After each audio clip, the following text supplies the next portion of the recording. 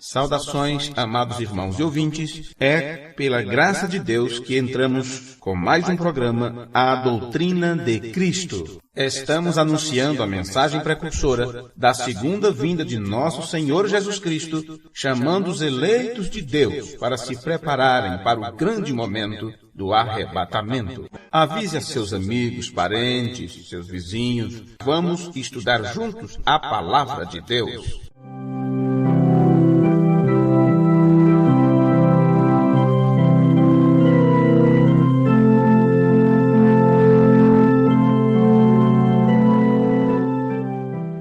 O que nós temos aqui nessa exposição da palavra de Deus, algumas traduções da Bíblia chamam de a parábola da semente ou a história da semente. Vamos pensar um pouquinho sobre este tema como a sementeira da verdade ou a semeadura da verdade. Sabendo nós que toda semeadura traz uma colheita, o semeador que saiu a semear, por certo, chegaria o tempo que haveria a colheita desses frutos.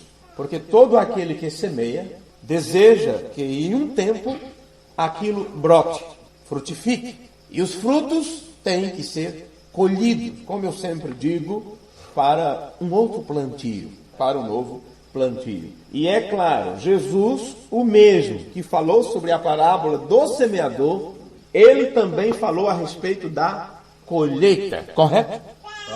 Ele disse que haveria uma colheita e disse que nos últimos dias os anjos seriam enviados para recolher o trigo para o celeiro. Então ele já estava falando da semente que encontrou a boa terra, produzindo então a boa semente, que é a palavra de Deus. Então nós temos aqui o semeador e temos também a semente. E pela palavra do semeador, o Senhor Jesus Cristo faz aqui certas ilustrações, dizendo que a isto se compara o reino dos céus e a obra do grande lavrador para o seu povo. Ele disse quem era o lavrador. Ele disse: eu sou a oliveira, ou eu sou a videira. Meu pai é o lavrador. Então aquele que tomaria conta, aquele que carpinaria, aquele que tiraria, que faria a separação entre a semente e a erva daninha, é o próprio Deus e ninguém mais. Amém. Então, como um semeador no campo, assim veio ele também para espalhar a semente da verdade, uma vez que Jesus Cristo é o agente de Deus, sempre foi e sempre será o vaso através de quem Deus age, Deus trabalha, Deus interage com este mundo. Então ali ele estava com a semente celestial, apresentando, era assim que Deus, o grande semeador, estava semeando. Era trazendo a nós a sua palavra através de seu Filho. Eu estou dentro agora de Hebreus 1. Havendo Deus antigamente falado aos nossos antepassados, aos nossos primeiros pais, através dos profetas, a nós falou-nos nesse tempo através de seu Filho. Pelas palavras do autor do livro de Hebreus, ele está dizendo que Deus falou pelos profetas e naquele tempo agora Deus estava falando através de seu Filho, porque é assim que Deus semeia a sua palavra, através de seu Filho. Então, o ensino das parábolas de Jesus, o seu ensino por parábolas era a semente. As coisas que Jesus estava falando já era a semente de Deus. Já era a palavra semente, com a qual, ou através daquelas parábolas, coisas preciosas, pepitas de ouro, vamos dizer assim, pepitas de sua graça, do seu amor e de sua misericórdia, estava sendo disseminado para as pessoas. Mas, por causa da simplicidade com a qual Jesus ensinava, a parábola do semeador não foi, como todas as demais parábolas, não foi assimilada ou apreciada como se deveria apreciar. E Jesus, sabendo disso, que enquanto Jesus lhes falava, seus corações estavam longe, suas mentes estavam distantes, Jesus sempre terminava aquelas pregações ou aquelas parábolas com estas palavras. Vocês entenderam? Será que vocês estão entendendo o que eu estou dizendo? Ou, dirigindo-se especificamente para aqueles que nasceram predestinados por Deus para entender, Jesus dizia: quem tem ouvidos para ouvir, ouça. Porque nem todos tinham ouvidos treinados para ouvir a parábola ou entender o que ela significava.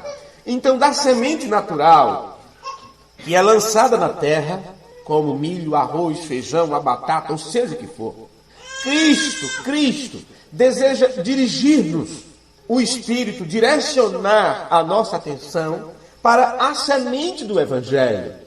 Você apenas não pega uma semente e joga na terra de qualquer maneira. Você não semeia, mesmo que seja a semente do capim. Tem a semente do capim, não tem, irmão? Certo? Você compra a semente, ou alguém te doa ali a semente, faz doação, não sei como é que é isto, e você semeia, você quer que aquilo brote. Você precisa do pasto.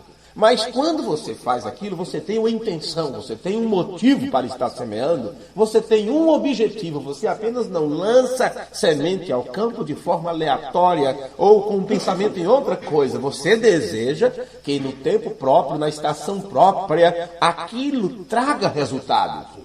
Então, aquelas pessoas eram trabalhadores, eram pessoas do campo, eram agricultores, inclusive muitos deles ganhavam seu sustento trabalhando para alguém, trabalhando na lavoura. E o Senhor Jesus não poderia lhes falar coisas profundas, a menos que iniciasse primeiro falando de coisas simples. Quando ele começou a falar para Nicodemos, falando também como parábolas, falando sobre o novo nascimento, se tu não nascer de novo não pode herdar o reino dos céus, e Nicodemos, não entendendo o que Jesus estava dizendo, Jesus disse: tu és mestre em Israel e não entende estas coisas? Outra vez ele disse: se vocês não entendem as coisas naturais, como poderão entender as coisas espirituais? Agora, às vezes, nós nos julgamos muito entendidos e achamos que entendemos as coisas espirituais. E eu quero dizer uma coisa para vocês: se realmente nós entendemos as coisas espirituais, nós vamos viver estas coisas espirituais. Se realmente entendemos as coisas espirituais, o nosso espírito estará em harmonia com o Espírito Santo de tal forma que o Espírito Santo vivificará a palavra que está em nosso entendimento. Ele vivificará isso no profundo do nosso ser e aquilo se tornará parte de nós, a ponto de você, ao viver, ao negociar, ao falar, ao interagir, você não fará outra coisa a não ser dar cumprimento ao pé da letra, à palavra de Deus, a ponto de você se tornar uma carta de Deus, parte da Bíblia. Como está escrito na Escritura, vós sois epístolas da parte de Deus, escrita pelo próprio Deus, pelo dedo de Deus, que qualquer homem pode olhar tua vida, pode ver teus atos, tuas atitudes e ser evangelizado, assim como as pessoas deveriam e poderiam receber a manifestação de Deus, serem evangelizadas por Deus apenas contemplando a natureza, apenas contemplando o sol, a lua, as estrelas, uma vez que ali está, no zodíaco, está a primeira Bíblia de Deus. Veja, e não foi dito pelas Escrituras que as coisas que se não veem são expressas e manifestas pelas coisas que se veem? O problema é que as pessoas nunca entendem o significado real do que está por trás daquilo. E como aqueles que deveriam aprender sobre Deus através da criação, eles colocaram a criação acima de Deus. E Paulo, ao escrever aos Romanos, ele falou sobre isto, sobre aqueles que amaram mais a criatura do que o Criador. Por isso, a explicação das parábolas, a manifestação de Deus, da palavra de Deus, na forma de parábolas para as pessoas. Jesus falava isso de uma forma tão simples para que eles pudessem ter uma base do que ele realmente queria dizer. Por isso ele falava daquilo que eles conheciam, que era o plantio, a lavoura, a semente, a pescaria e assim sucessivamente. Veja, agora, claro, quantos deles entenderam as parábolas? Quantos deles entenderam o que Jesus estava dizendo? Então você percebe que Cristo desejava, ao transmitir a palavra de Deus da forma mais simples possível, impingir no coração do homem o real significado do reino de Deus, que é espiritual, mas para isso ele mostrava com as coisas naturais. O que acontecia com a semente natural? Quem planta, a semeadura, resulta em uma colheita. Se a palavra de Deus é uma semente, e se estava sendo transmitido ou semeado pelo próprio Jesus, quando ele disse a semente, a palavra de Deus, o que ele estava dizendo era que se esperava que aqueles que ouvissem a palavra de Deus vivessem através destas palavras e, no momento próprio, começasse a produzir frutos. E esta foi a pregação de João Batista: produzir, pois, frutos dignos de arrependimento. Mas imagine você, aqueles que acham que entenderam a parábola, que entenderam a palavra de Deus, eles vivem todo o tempo suas vidas e não manifestam a vida de Deus. Temos lido recentemente, em alguns lugares que temos ido, aquela citação do mensageiro de Deus para o tempo do fim, o reverendo William Marion Branham, onde ele diz assim: você encontra pessoas e elas dizem, eu creio em Deus, eu creio nas promessas de Deus. E ele disse, bem, é o que elas dizem. E você, tudo que pode fazer é tomar sua palavra. Você não pode duvidar dela, se ela crê ou não, porque você não está aqui para julgar. No entanto, passa-se 10 anos e esta pessoa continua no mesmo lugar. Não aumentou em estatura, não aumentou em entendimento. E como isto se prova? Pelos seus atos, pela forma de agir, pelo seu comportamento. Nunca muda, sempre a mesma coisa, sempre caindo no mesmo dilema, sempre repetindo os mesmos erros. Nunca muda, nunca cresce em graça diante de Deus, sempre está reclamando das mesmas coisas, sempre estão com as mesmas dúvidas. Isto significa que não foi produzido, aquilo não cresceu. O mensageiro de Deus disse, se o Espírito Santo está dentro de você, aquilo cresce a cada dia. Sempre vai se tornando maior, maior e maior. Então você, se é um terreno apropriado para a semente da palavra, você não pode dar cumprimento àquela escritura de Paulo, que fala sobre aquelas pessoas que aprendem, mas nunca chegam ao conhecimento da verdade. Vê? Porque tudo isto que está registrado na santa e bendita palavra de Deus, isto tem cumprimento. E cada homem e mulher que nasce nesta terra é para dar cumprimento à parte desta palavra. Amém. Alguém vai produzir e vai dar cumprimento à parte de Jezabel, outros à parte de Judas, mas outros darão frutos e cumprirão a parte de Abraão e manifestarão a mesma fé de Abraão. A mesma confiança e esperança de Jó, a mesma retidão de José, o mesmo amor provocado por um homem como Isaac, e assim sucessivamente. Vê? Porque a palavra de Deus, ela não volta vazia, ela vem a nós com um propósito: manifestar a vida de Deus. Amém. Então o que temos aqui? Ele que deu a parábola da pequena semente, este mesmo que falou de coisas tão pequenas, falou de pequenas sementes, ele é soberano do céu, porque Deus o exaltou a esta posição. Então, as mesmas leis que regem o semear da semente terrena, a lei do plantio, do cuidar, da colheita, da chuva, do sol, de apodrecer, para poder germinar, e assim sucessivamente. As mesmas leis que regem a semeadura da semente natural são as mesmas leis que regem a semente da verdade. Tem que ser semeada, tem que cair num determinado terreno, aquilo tem que ser cuidado, e se vai nascer, tem que apodrecer. E para apodrecer, tem que morrer. E você não pode nascer para o reino de Deus se você não morrer para este mundo. Isso está estabelecido na palavra e não se pode mudar. Isso está estabelecido e não muda.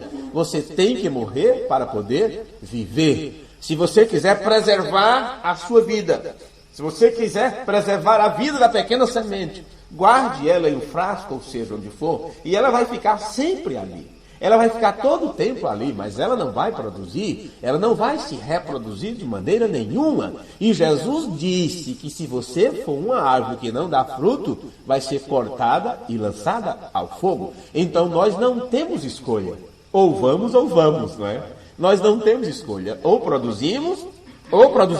Não podemos nos dar ao luxo de apenas sermos árvores com folhas frondosas e bonitas, porque quando Jesus se aproximou daquela figueira e apenas encontrou folhas balançando ao vento, ele a amaldiçoou e ela secou. Porque aqueles que não produzirem a palavra de Deus, eles já estão amaldiçoados pela palavra. Porque isso significa que a bênção da palavra de Deus não veio ao seu coração. E por isso tais pessoas não reproduzem, não manifestam o caráter divino. Temos as mesmas leis que regem a semente natural. São as mesmas que regem a semente espiritual. Porque se trata de vida. Tanto a vida natural quanto a vida espiritual, você sabe muito bem que elas provêm de uma única fonte de vida. E esta é Deus. Amém. Só Deus pode dar a vida. Só Deus pode conceder a vida. Só Deus pode trazer mortos à vida. Porque Ele é o doador da vida. Ele é a própria vida. Agora, meus amigos, aqui nós temos esta parábola. Pela escritura que nós lemos no livro de São Mateus, no capítulo 13, tinha se aglomerado ali, junto ao mar da Galileia, uma multidão curiosa. Estavam em expectativa. Eles tomaram conhecimento de alguma forma que aquele homem, que o Nazareno, o Galileu, como era designado naquele tempo, era um homem que tinha um dom divino, era uma manifestação especial, que curava enfermos, expulsava demônios, quem estava ao seu redor não passava fome, porque pegou 5 pães, 2 peixinhos ali, e multiplicou, 5.000 pessoas se alimentaram. Não sei por que não contaram mulheres e crianças, eu até gostaria de saber a quantidade, para ver o número exato de pessoas, não é? Bom, com um homem desse, todo mundo gostaria de estar. São reuniões que as pessoas gostariam de se fazer presente. E quando souberam que ele tinha saído um pouco da casa onde ele estava hospedado, onde tinha pregado, se dirigiu para o mar, Jesus nem tinha sossego, nem tinha tempo de ter um momento a sós, não é? A multidão começou a se aglomerar ao seu redor. E foi chegando um, descobriram que ele estava ali, outro foi chamando o outro. Daí a pouco, tinha muita gente. Uma multidão curiosa, expectante, com expectativa, querendo saber novidades. E você sabe que a maioria destas pessoas são movidas pela curiosidade. Não podemos tratar tal assunto sem abranger todas as outras coisas que isto implica, ou que estão envolvidas, de acordo com a palavra vem. Mas você encontra, creio que no livro de Atos dos Apóstolos, que certa vez aqueles apóstolos chegaram num determinado local, não sei se no Areópago, algo assim, e quando eles começaram a falar sobre o reino dos céus, aquilo atraiu uma grande multidão. Mas sabe por que aquela grande multidão foram atraídas àquele lugar? Porque era o passatempo preferido delas. Eu só posso imaginar aquelas cidades do interior que na antiguidade, quando não se tinha televisão, o prefeito da cidade colocava uma televisão na praça central, ali dentro de uma caixa de concreto, amarrada em correntes, que era um negócio era uma novidade, e toda a população vinha assistir ali um jornal, um noticiário, um filme antigo, ou seja o que for. Não sei se vocês aqui participaram disso, mas eu cheguei aí. Também, irmão Vicente. Eu já cheguei aí em lugares assim para assistir televisão. O que é isso? Televisão, meu Deus. E a gente saía da roça, caminhava a pé, muitas horas.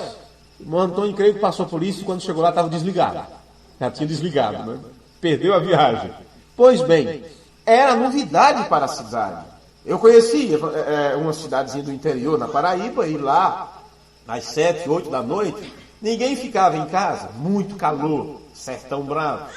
Então todos se aglomeravam em torno daquele aparelho ali, traziam cadeiras, espreguiçadeiras e ficavam até 10 horas da noite assistindo, e era uma oportunidade para estarem conversando, e aquela coisa toda.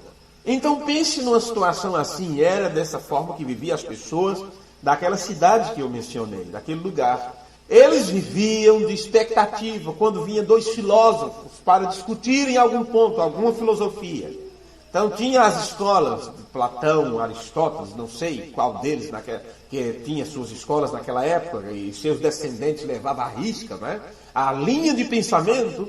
Então um trazia um assunto para debater, o outro vinha para debater aquele assunto. E ganhava o debate quem tinha melhores argumentos. E poderia ser que a minha tese não fosse a melhor, mas se eu pudesse contratar um orador bom, tinha oradores famosos que ganhavam dinheiro para defender determinada tese. Poderia não ser o que ele acreditava, mas ele sabia defender aquilo muito bem e com isso ele ganhava. Eu vejo nisto um quadro perfeito do que acontece neste tempo, quando muitos não acreditam no que fala, não acreditam no que ensina, não acreditam realmente na palavra de Deus, mas é um motivo de adquirirem fama, popularidade e dinheiro. Na verdade, eles não acreditam, eles não creem de maneira nenhuma. Poderíamos entrar aqui em detalhes. Não estou falando apenas no sistema denominacional, mas também entre aqueles que dizem que creem numa mensagem profética. Muitos não creem no que ensina, muitos estão em cima do muro, e estar em cima do muro significa estar do lado do diabo. Não pense que uma pessoa que está em cima do muro está apenas indecisa, se pula para um lado e para o outro. Quando se trata do caminho de Deus, quando se trata de seguir para o céu, quem está em cima do muro, indeciso, pode ter certeza, esta pessoa está trabalhando para o campo adversário, porque quem está do lado de Deus não tem dúvida. Quem está do lado da palavra não duvida, não argumenta, apenas segue, como ovelha segue ao seu líder, ao seu pastor. Então essas pessoas iam ali apenas para ouvir debate. E quando ouviram que tinha estes chamados cristãos que estavam ali debatendo uma nova filosofia, eles pensaram que tinha agora um dia de expectativa para ouvir uma novidade. Não era a mesmice de sempre. Mas quando eles ouviram os apóstolos falarem sobre salvação, sobre o reino de Deus, sobre Jesus de Nazaré, sobre a ressurreição dos mortos, eles disseram, amanhã voltaremos a te ouvir. Outro dia voltaremos a ouvir vocês. Não era o que a gente esperava. Não era o discurso inflamado, acostumado que os filósofos, um show que os filósofos davam para eles em praça pública. Então eles não se sentiram nada atraídos pela pregação do Evangelho, porque a pregação do Evangelho é simples, é muito simples. Às vezes, tem irmãos que pensam, se pregássemos coisas profundas, talvez atrairíamos as pessoas. Um amado irmão que trabalha conosco, certa vez ele disse, irmão, coloca alguns assuntos profundos, alguns assuntos polêmicos no site, talvez atraia mais pessoas. Talvez sim, mas nós não queremos apenas atrair pessoas. Não é esse o sentido. Estamos pregando a palavra de Deus para atingir a semente eleita, a semente predestinada. Aqueles que estavam em Deus antes da fundação do mundo, mas por terem se manifestado nesta terra e vieram através do pecado, eles se esqueceram de quem são. E é necessário que eles sejam despertados entre aqueles que estão mortos.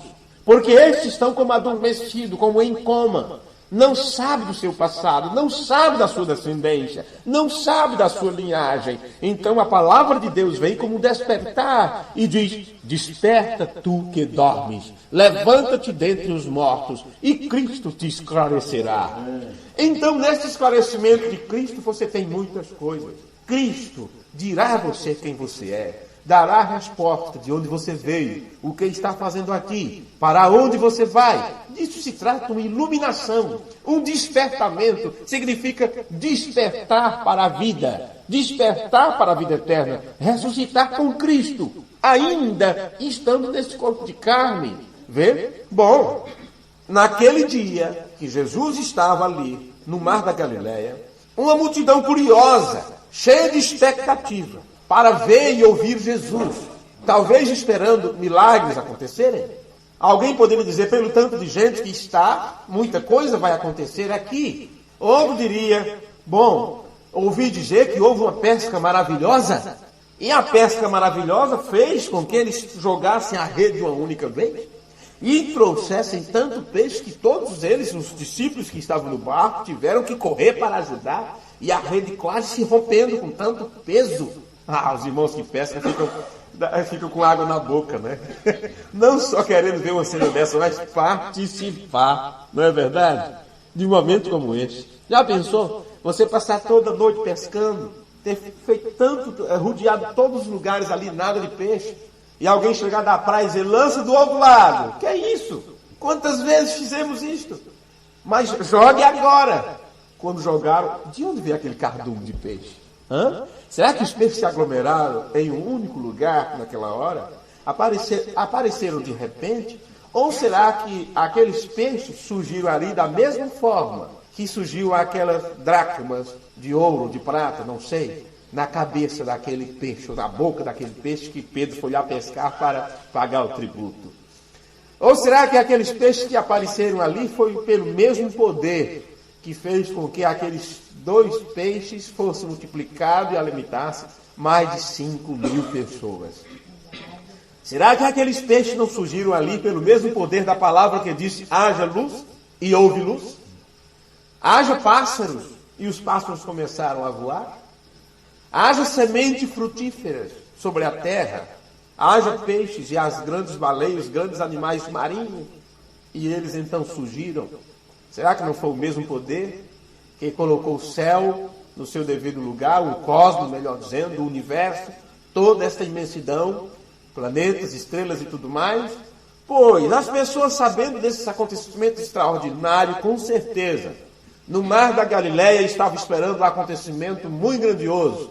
Talvez fosse o momento de Jesus fazer uma demonstração pública, acalmar uma grande tempestade à vista de todos. Porque aquela que ele acalmou, só estava ele com os discípulos no barco. As pessoas queriam ver, porque é ver para crer, assim é a ideia. Faz o sinal e creremos em ti. Eu sei que as palavras são poderosas, ninguém fala como tu falas, mas queremos ver o sinal. Estava esperando por algo assim, cheios de expectativa. Lá havia doentes que estavam deitados em seus leitos. Rapidamente eles começaram a trazer seus doentes próximos onde Jesus estava.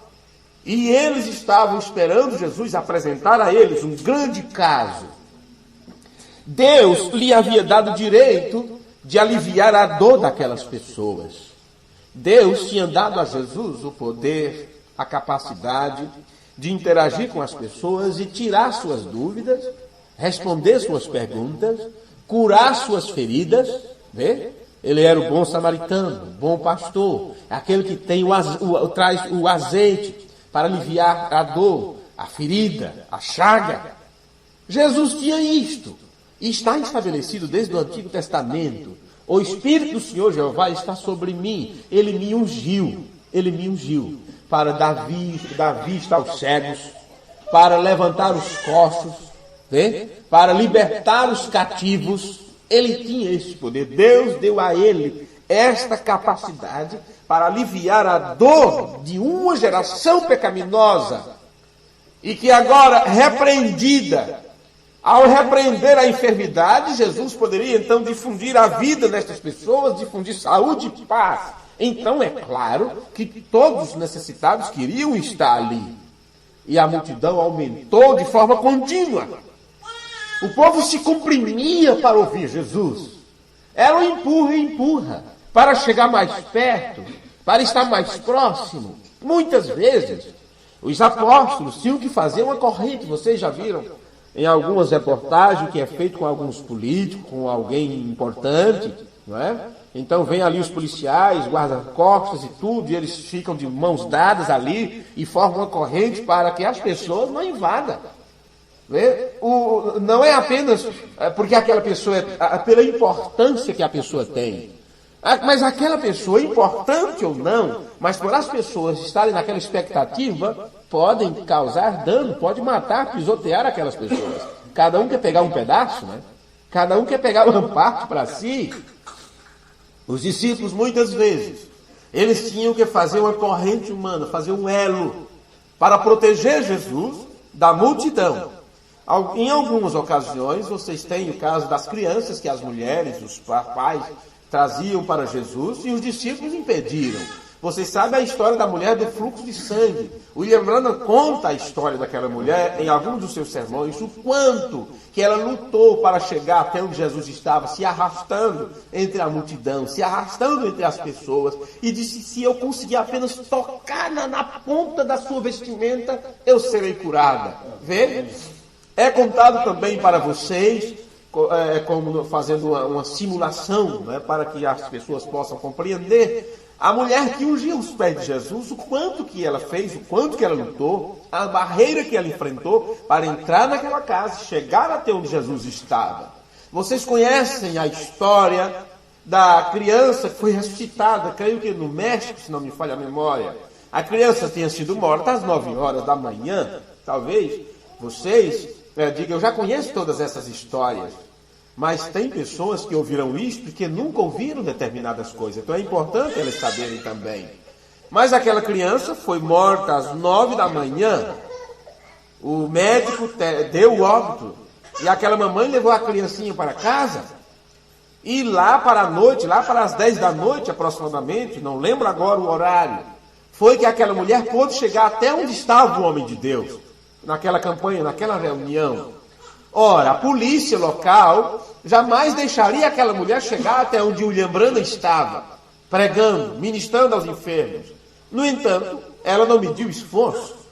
Ela pulou por cima das pessoas, ela rompeu a barreira dos guarda-costas, da polícia, que estava ali, o exército tomando conta da reunião, que era uma multidão muito grande. É necessário muitas vezes. Vê? Ela passou por debaixo das pernas das pessoas, ela furou fila de todas as formas, até que chegou na plataforma com a criança morta em seus braços. E você sabe o resultado. Foi orado por aquela criança e ela voltou a viver. E estava gelada debaixo de chuva. Tinha morrido às 9 horas da manhã, mas tinha um propósito naquilo. Ela foi ressuscitada à noite. Veja, mas tinha ali alguém para defender, para não deixar se aproximar. Agora, quando pressionaram Jesus, porque, veja, nós estamos mostrando para vocês um cenário que foi utilizado para Jesus falar algo sobre, vamos dizer assim, eu poderia dizer, a maior parábola que ele já pregou. Não que algumas sejam menores, mas a importância em compreendê-la para nós é como se excedesse, ultrapassasse a importância de todas as demais, porque é nesta parábola que ele nos fala diretamente sobre a palavra de Deus. E aquela multidão pressionaram ele a tal forma que Jesus teve que sair da areia, teve que sair da praia e procurar refúgio em um barco. Porque agora só se entrasse na água, e eu ainda penso que alguém molhou os pés para ficar mais próximo, para ouvir melhor as palavras do Mestre. O que Jesus fez? Jesus, então, ao sentir aquela compressão das pessoas, não tinha espaço, parecia não haver espaço para contê-los. Então ele, dirigindo-se uma palavra aos homens do bote, pegou um bote emprestado, usou ele de púlpito, subiu naquela embarcação que estava pronta, e ele foi para outra margem do lago. E ordenando aos discípulos que se afastassem um pouco da terra, do meio da água, ele falou para a multidão que estava na margem. Por certo, Jesus não tinha um microfone em seu tempo, mas é claro que ele teve que levantar um pouco sua voz para poder ser entendido pelas pessoas. Você não gostaria de ter estado lá para ouvir a pregação de Jesus? Você não gostaria de ter estado junto com aquelas pessoas e escutado as palavras do Filho de Deus, falando de coração para as pessoas, e ainda dizendo: quem tem ouvidos para ouvir, ouça? Vocês entendem o que eu estou falando? Quem tem ouvidos para ouvir, ouça o que o Espírito está a dizer. Não gostaria você de ter participado dessas reuniões? Talvez você possa pensar, seria grandes mensagens que ouviriam lá. Pois eu vos digo, Jesus apenas falava 5, 6 palavras. E estas 5, 6 palavras que Jesus falou, é nesse tempo que você prega anos e anos com estas mesmas palavras. Hoje as pessoas estão ouvindo palavras mais profundas, não que seja mais profundas do que a de Jesus, mas porque hoje aquele ensino que Jesus deu, o Espírito Santo está ampliando isto em nosso entendimento. E agora você está abrindo a sua mente para entender o que Jesus falou. Então, por certo, quem vive hoje pode entender muito mais do que aqueles que estavam no tempo de Jesus e ouviram suas próprias palavras. O que significa que, assim como aquelas pessoas não entenderam lá quando Jesus falou a parábola, muitos hoje estão deixando passar por alto a explicação da parábola, não está entendendo a aplicação, não entende que todo o Novo Testamento fala desta hora e que as palavras de Jesus é para este tempo, sim, é para esta hora que você está vivendo. Sim, meus amigos, Jesus, junto ao lago, ali com aquelas pessoas, se você olhasse para a planície, se você alçasse seu olhar mais a distante para a bela planície de Genezaré, além erguiam-se as colinas, e no sopé dessas colinas, dos montes, como também nos planaltos, haviam semeadores. Tinham ali pessoas semeando semente, tinham ceifeiros trabalhando, tinha alguém arando a terra, tinha alguém cuidando da lavoura, uns espalhando a semente e outros ceifando o cereal que já estava maduro. Jesus Cristo contemplava aquela cena, e foi ao contemplar aquela cena do dia que ele, com a sabedoria do alto, começou a falar para os seus ouvintes sobre as coisas do dia a dia que eles eram acostumados a vivenciar. E foi assim que Jesus começou a falar-lhes esta parábola em Mateus 13, versículo 3. Eis que o semeador saiu a semear, e quando semeava, uma parte da semente caiu ao pé do caminho. Todos que ouviram estas palavras podiam em suas mentes fazer uma imagem mental deste acontecimento, porque não era algo estranho para eles. Era algo com que eles conviviam todos os dias. Eles podiam imaginar eles mesmos jogando a semente ao pé do caminho, próximo ao caminho. E eles próprios sabiam o que podia acontecer com uma semente que cai ao pé do caminho. Entenda uma coisa, que mesmo Jesus falando de forma tão simples, os próprios discípulos de Jesus tiveram que, em particular, perguntar: explica isto. Porque é simples demais. Tem que haver algo por trás disso. Tem que haver alguma coisa por trás disso, porque não falaste nada para aquela grande multidão que estava com tanta expectativa, a não ser o dia a dia delas. Percebe? Como foi que Jesus transmitiu para nós a palavra de Deus? Jesus falou das coisas mais simples possíveis, do dia a dia.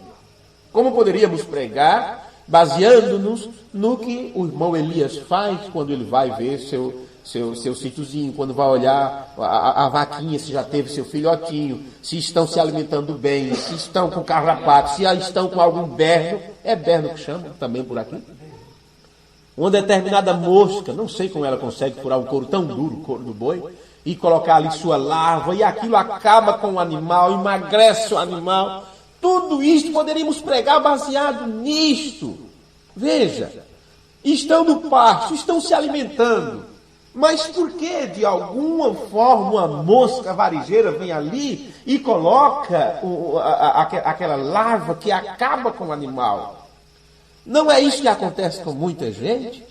São pessoas são crentes, são da mensagem, mas o que aconteceu? Se pudéssemos olhar o lado espiritual, você veria cada calombo, cada berro, cada espírito que tem dominado estas pessoas, espírito de dúvida e de incredulidade, mesmo estando na igreja, mesmo estando nos cultos, mesmo estando pregando a mensagem, mas foram atingidos por algum espírito e por isso não prosperam, não crescem, não engordam, não produz como deveria produzir. Você percebe que poderíamos usar todo o nosso dia a dia, não importa qual seja a tua circunstância, se é dando aula, se é trabalhando na enfermaria, se é trabalhando na lavoura, se é trabalhando de carpinteiro, se é construindo uma casa, em tudo isto está a explicação da palavra de Deus. Por isso é dito que ninguém ficará sem desculpa naquele dia, porque para todos os lugares que você vai, para onde você olha, ali está a manifestação de Deus. Foi dito, pregamos recentemente sobre isso, William Branham tinha tanto de Deus dentro de si, que ele via Deus em todas as partes para onde ele olhava. O problema é que as pessoas não têm Deus dentro de si, por isso não conseguem ver Deus em nenhum lugar, não consegue ver a bênção de Deus, ver a proteção de Deus, ver o livramento de Deus, não consegue ver Deus nos seus irmãos e assim sucessivamente, porque falta Deus dentro de si. Então você só pode ver no espelho aquilo que você é. Eu não posso me olhar no espelho e ver um galã, ver ali um camarada loiro, ou seja o que for, eu vou ver isto que eu sou. É o que o espelho está mostrando para mim. Às vezes reclamamos das pessoas pelo que elas são, pelo que elas demonstram, e muitas vezes a ruindade que estamos vendo é um reflexo nosso que está ali. Porque quando você está refletindo Deus, você não olha defeito de quem quer que seja, você não vê nada ruim em nenhum lugar. Porque se você for olhar coisas ruins em todos os lugares que você olha, me diga o que você se torna, o que você é, o que está na tua mente, tudo você malicia, tudo você pensa coisa errada, tudo você leva para o lado pejorativo, porque algo está mal dentro desta pessoa, dentro desta consciência. Bom, mas continuando aqui, Jesus falou de coisas simples. Eis que o semeador saiu a semear, e quando semeava, uma parte da semente caiu ao pé do caminho, e vieram as aves e comeram-na. E outra parte caiu em pedregais, onde não havia terra bastante. E logo nasceu, porque não tinha terra funda. Mas vindo o sol, queimou-se e secou-se, porque não tinha raiz. E outra caiu entre espinhos, e os espinhos cresceram e sufocaram, né? O meu Elias falou para mim sobre isto hoje. Falando de determinados acontecimentos, isso é como aquelas pessoas, como aquela semente que foi semeada entre os espinhais. Foi sufocada. Os problemas da vida, as preocupações, o querer isto, o querer adquirir aquilo, sufocou a vida. E por isso não sobressaiu. E outra caiu em boa terra e deu fruto. Um a 100, outro a 60 e outro a 30. Na versão da Bíblia que eu li antes, no início desta palestra, nós falamos, deu uma safra que superou as expectativas. E às vezes alguém não entende o que é a 100, a 30, a 60. Superou as expectativas. Entenda uma coisa, meus amados irmãos e ouvintes da palavra de Deus. A missão de Cristo, ela não foi compreendida pelos homens do seu tempo. A Bíblia diz isto. Ele veio para o que era seus, e os seus não o receberam. E eles não entenderam o que Jesus estava dizendo, não compreenderam sua missão. Poderíamos entrar em muitos detalhes aqui de como eles não entenderam a missão de Jesus. Eles esperavam uma coisa e Jesus apresentou outra. Eles sabiam que viria um Messias. Inclusive sabia até o local do seu nascimento. Eles sabiam tudo a respeito das profecias. No entanto, eles esperavam diferente. Porque eles imaginaram, eles colocaram interpretação naquilo que foi dito na palavra de Deus. Foi dito que o Messias governaria, seria rei. No entanto, eles compararam o reinado messiânico com os reis da terra, com o reinado de Roma, e assim sucessivamente. O que aconteceu ali Jesus veio dizendo: o reino dos céus não vem com aparência exterior. O reino dos céus não é comida, não é bebida. O meu reino não é deste mundo. Então eles não entenderam. Ora, os líderes religiosos, que deveriam estar instruindo as pessoas corretamente, passavam o tempo em debate. Um acreditava em vida após a morte, o outro não acreditava. E eles passavam mais tempo se duelando sobre se havia ressurreição ou se não havia, do que ensinando as pessoas. Então, como estava esse povo? Como estavam as pessoas? Eles entenderiam as palavras de Jesus, dizendo: não se turbe o vosso coração, crede em Deus, crede também em mim. Como crer nele? Era um homem. Como crer em Deus? Ora, somos acostumados a falar sobre esse Deus da forma que ele se manifestou lá no Antigo Testamento. E lá é olho por olho, dente por dente, e é morte, é guerra e essas coisas. Você não, você está falando de paz, de perdoar, de deixar para lá, de levar desaforo para casa. Este homem é um fraco. Não tem a capacidade. Por isso está usando esse linguajar e de ceder. Estão pedindo a capa? Dá-lhe também a túnica. Estão pedindo para que andes 1 milha, caminha 2. Eles não estavam acostumados por isto. Não podia ser aceito da forma que ele se apresentou. Então a missão de Jesus não foi entendida pelos homens do seu tempo. A maneira de sua vinda não estava em harmonia com as expectativas deles. Eu, quando entro em determinados temas, a vontade é prosseguir e mostrar vários outros detalhes. Porque isto está se repetindo neste tempo, quando foi prometido a manifestação do Filho do Homem. E Jesus, quando falou sobre a vinda do Filho do Homem, ele fala sobre muitas coisas. Ele fala sobre fome, peste, guerra, terremotos em vários lugares. Ele diz que os poderes do céu serão abalados. E ele fala sobre tantas coisas. E diz: então verão no céu o sinal do Filho do Homem. Veja no livro de São Mateus, leia aquilo e faça sua imaginação voar. E veja que cena você pode descortinar. É isto que acontece. Você lê e imagina que é desta forma. Mas Jesus falou sobre fome, peste, guerra. E João, quando ele falou sobre isto, teve a visão do futuro e escreveu no livro de Apocalipse. Você tem aquilo como dizendo: meu Deus, isso é tudo num momento só, vai ser um abalo total. Porque ele fala da abertura do selo, do toque das trombetas, e diz que aconteceu tal coisa, e abriu o primeiro selo, e eis um cavalo branco que saiu vitorioso para vencer, e viu a abertura do segundo selo, e o cavalo vermelho foi indo. E sempre as pessoas tiveram imaginações, estão pensando isso ainda para o futuro. Quando, na verdade, lá na era de Éfeso, na primeira era da igreja, estava ali já o cumprimento do primeiro selo. Veja, e assim sucessivamente o segundo selo, cavaleiro do cavalo vermelho, perseguição. Sem entrar em detalhes aqui em cada coisa.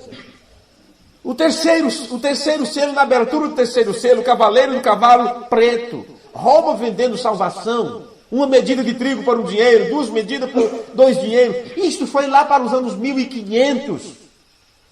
Vê? E assim sucessivamente. Entenda que as pessoas, quando elas leem, quando ouvem, a tendência da mente humana é se deixar levar por sonhos e imaginações. Ora, você não tem culpa disso. Você nasceu assim, um ser imaginativo. Podemos imaginar. Podemos ter a mente nas nuvens, mas sem esquecer de ter os pés no chão, na realidade. Porque a mente imaginativa te deixa com dúvida de tanto você imagina, e se for, daqui a pouco tua própria imaginação entra em colapso. Porque ao você juntar com outra coisa, ao comparar com outros fatos, não bate. Daqui a pouco você está duvidando de sua imaginação. E se você não souber diferenciar a imaginação da realidade, como acontece com o esquizofrênico, se você não souber o que é real do imaginário, você então isola, você cancela, você anula o que é real e começa a achar que tudo é tão falso quanto tua imaginação. Pois foi assim que acontecia com aqueles homens que diziam crer na palavra de Deus, mas não cria na palavra de Deus. E então eles se isolaram, anularam a palavra de Deus por causa de suas tradições. Isso está acontecendo em nosso tempo de uma forma aberta diante de nós. E a forma que aconteceu nesse tempo do fim, a manifestação do Filho do Homem, foi totalmente diferente daquilo que se imaginava. Quando se fala na vinda, ou parúcia, presença de Deus mesmo, as pessoas não compreenderam estas coisas. Eles não entenderam isto. E, como não estava em harmonia com a expectativa deles, eles rejeitaram. O Senhor Jesus era o fundamento de toda a dispensação judaica. Tudo que os judeus criam, tudo que eles defendiam, todas as cerimônias, oblações, ou seja o que for, a guarda do sábado, a celebração de dias e festas, a celebração da Páscoa, o sacrifício do Cordeiro, tudo que eles realizavam de forma cerimonial no templo, Jesus era o fundamento de tudo aquilo. Suas imponentes cerimônias foram ordenadas por Deus com um propósito. Foram designadas para ensinar ao povo que no tempo determinado viria aquele a quem estas cerimônias apontavam. No tempo determinado viria o verdadeiro sábado. No tempo determinado viria o cordeiro que eles sacrificavam no templo, na cerimônia. Mas agora viria aquilo que os cordeiros representavam, que era o Cordeiro de Deus, que tira o pecado do mundo. O que eles faziam com o cordeiro do sacrifício foi estabelecido lá atrás, no Antigo Testamento, que alguém que estivesse em pecado, que tivesse feito alguma coisa errada, então pegava o cordeiro, de acordo com a família, o tamanho, o peso, seja o que for, a quantidade, levava para o templo, lavava o cordeiro e o sacrificava. E tinha que ser sem mancha, sem ruga, sem defeito. Não podia ter uma pata quebrada ou uma orelha decepada, ou seja o que for. Tinha que ser perfeito, tinha que estar em bom estado de saúde. Então aquilo era levado ao templo e era sacrificado. E enquanto o cordeiro estava balindo, o pecador colocava as mãos sobre eles. E era assim que eles recebiam aquele sangue. Era colocado no propiciatório para aplacar a ira divina sobre aquele que tinha cometido o pecado. Tudo isto estas cerimônias apontavam para algo. Quando chegou o cumprimento daquilo, João disse: aqui está o Cordeiro de Deus que tira o pecado do mundo. E João disse: como eu posso te batizar? Jesus disse: João, estás esquecendo de toda a cerimônia, estás esquecendo que o cordeiro tem que ser lavado antes do sacrifício. Se você mesmo testificou para as pessoas que eu sou o cordeiro do sacrifício, é eu que levarei os pecados deles, por que estás aí ainda fazendo cerimônia, né? Por que estás ainda fazendo fita, vamos dizer assim, sem querer batizar? Claro, João estava mostrando sua humildade diante do seu Senhor. Mas Jesus disse: olha, não é momento disto agora. Temos que cumprir toda a justiça. Amém? Temos que cumprir a justiça de Deus. É melhor tu me lavar logo, porque eu sou o cordeiro do sacrifício. As pessoas compreenderam estas coisas? É claro que não. Toda a cerimônia apontava para o Senhor Jesus. Mas eles não conseguiam entender. Os judeus tinham exaltado as formalidades, a lei formal. Os judeus tinham exaltado as cerimônias a tal ponto que eles perderam o objetivo de seu ofício, eles perderam o objetivo de sua missão, de suas obrigações como sacerdotes, como crentes na lei dada por Deus através de Moisés. A cerimônia ficou numa posição que aquilo que ela significava perdeu o significado. Nós corremos o mesmo risco neste tempo de termos as proibições, isto pode, isto não pode, isto é assim, isto é assado, e tudo mais, e mensagem, profeta, e seja o que for, e Bíblia, e esquecemos o que tudo isto significa. Não adianta sermos bons ouvintes da palavra e não sermos bons cumpridores desta mesma palavra. Não adianta falarmos tanto sobre Jesus e não procurar viver como Jesus viveu. Não adianta falarmos aos quatro cantos da terra que Deus enviou um profeta e não vivermos de acordo com as ordens que Deus mandou através deste profeta. Ora, se está estabelecido que Deus não manda um profeta quando tudo está bem, mas sim quando o povo está mal, quando as igrejas estão fora, quando as pessoas estão se desviando, então se Deus mandou um profeta nesse tempo do fim, nós temos que dizer o que está mal. O que está ruim? Porque se Deus mandou um profeta para esse tempo final, é porque as coisas estavam de mal a pior, as coisas estavam ruins. E eu não quero ir contra a palavra de Deus mediante seu profeta. Porque quem recebe um profeta no caráter de profeta, receberá galardão de profeta. Quem recebe o enviado de Deus, está recebendo a Deus que enviou tal pessoa. Então não seria apropriado estas pessoas procurarem entender o que cada coisa significa, o que cada sermão significa, o que cada mensagem que foi pregada significa, do que apenas dizer mais um sermão para lermos, mais um culto para ouvirmos, mais um CD para escutarmos, mais um hino para cantarmos. Não deveríamos procurar saber o que está por trás disso? Caso contrário, seremos como aquele grupo que o profeta de Deus diz: cantam como um anjo, mas mentem como o diabo, porque não vive o que canta, não vive o que prega, não vive aquilo que diz crer. Veja, então é apropriado outra vez entrarmos em parábolas, explicado da forma mais simples, para que as pessoas possam ser despertadas e abertos seus ouvidos para entender a aplicação espiritual que se tem sobre isto. Pois bem, meus amigos, os judeus tinham colocado as suas tradições acima da palavra de Deus, a ponto de Jesus dizer: vossas tradições invalidam a palavra. E por eles estarem apegados às tradições, foi dito que eles estavam honrando a Deus apenas com os seus lábios. Este povo honra-me com os seus lábios, mas os seus corações estão longe de mim. E veja a continuidade. Por quê? Como? Porque eles estavam ensinando aquilo que não era a palavra de Deus. Em vão me adoram, ensinando doutrinas que são preceitos de homens. Porque quando ensinamos a palavra, estamos instruindo as pessoas a adorarem a Deus da forma correta. Quando falamos a palavra de Deus corretamente às pessoas, estamos instruindo elas a prestarem a Deus uma verdadeira adoração. Porque me indica como se adora a Deus: em espírito e em verdade. Amém. O que é a verdade? Jesus disse: eu sou o caminho, a verdade e a vida. O que ele disse sobre a palavra? Minhas palavras são espírito e vida. Por isso é importante termos mente aberta pelo próprio Deus, ouvidos treinados para ouvir o que ele tem a dizer e nos ensinar. Que o Senhor nos ajude, que o Senhor nos abençoe a compreender a sua palavra. Deus os guarde, Deus os ajude, Deus os abençoe.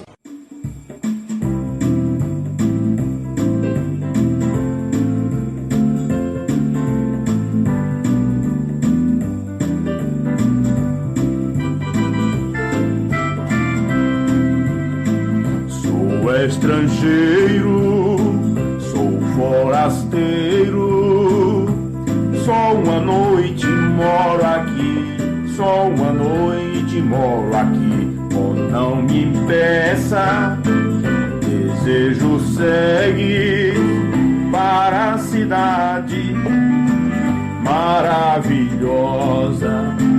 O mundo não tem o que eu procuro. Meu desejo é ir morar na cidade do meu Deus. Sim, desejo ir morar.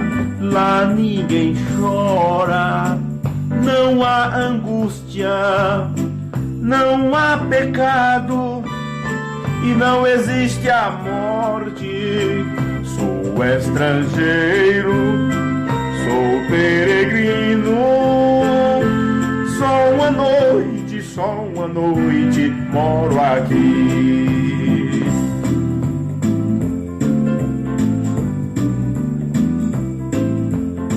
Sou estrangeiro, sou forasteiro. Só uma noite moro aqui, só uma noite moro aqui. Oh, não me impeça, quero seguir-te para a cidade maravilhosa. O mundo não tem o que eu procuro. Meu desejo é ir morar na cidade do meu Deus. Sim, desejo desejo ir morar. Lá ninguém chora, não há angústia, não há pecado e não existe a morte. Sou estrangeiro, sou peregrino, só uma noite moro aqui.